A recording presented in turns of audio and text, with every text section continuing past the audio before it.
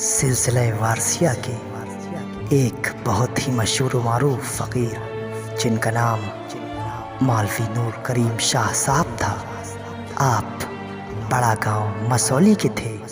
ایک مرتبہ کسی نے مولوی صاحب سے پوچھا کہ آپ کس سے مرید ہیں؟ تو مولوی صاحب نے فرمایا کہ حضور پر نور وارث پاک سے۔ اس شخص نے کہا کہ کتنے سال ہو گئے مرید ہوئے؟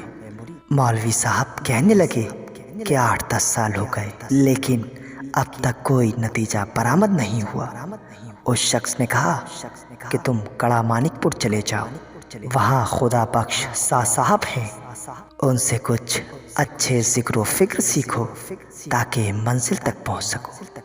مولوی صاحب اس کے بہکاوے میں آ گئے اور کڑا مانک پور چلے گئے۔ کچھ مدت کے بعد حضور پر نور وارث پاک کا گزر بڑا گاؤں مسولی سے ہوا، اور آپ نے پوچھا کہ مولوی نور کریم کہاں ہیں؟ کسی نے کہا حضور وہ کڑا مانک پور چلے گئے۔ تو آپ نے فرمایا کیوں؟ تو اس نے کہا کہ ذکر و فکر سیکھنے۔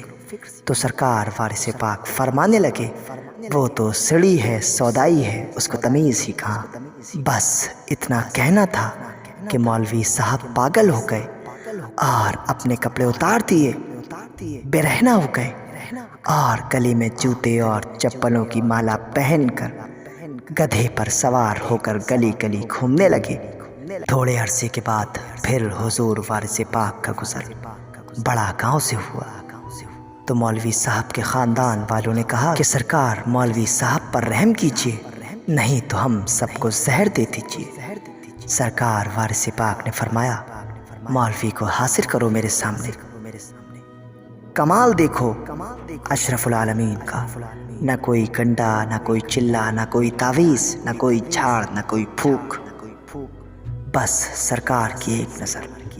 جب لوگ انہیں تلاش کرنے لگے تو ان کا وہی حال، ننگا جسم، جوتوں اور چپلوں کی مالا پہنے ہوئے گدھے پر سوار ہو کر گلی گلی گھوم رہے ہیں۔ لوگوں نے انہیں سرکار عالم پناہ کے حضور پیش کیا۔ سرکار وارث پاک نے اپنی چادر دی اور فرمایا اس کو پہنا دو۔ چادر پہنتے ہی وہ شفایاب ہو گئے، اور اس کے بعد جب وہ چلا کرتے تھے تو ایسا لگتا تھا کہ جیسے عالم پناہ خود چل رہے ہیں، اور جب وہ بولا کرتے تھے تو ایسا لگتا تھا کہ جیسے عالم پناہ خود بول رہے ہیں۔ سلام ہو اشرف العالمین پر، سلام ہو سرکار سید عالم پناہ وارث پاک پر، اور قربان جاؤں وارثیوں اپنی اپنی قسمتوں پر کہ تمہیں حضور پر نور وارث پاک جیسا پیر ملا۔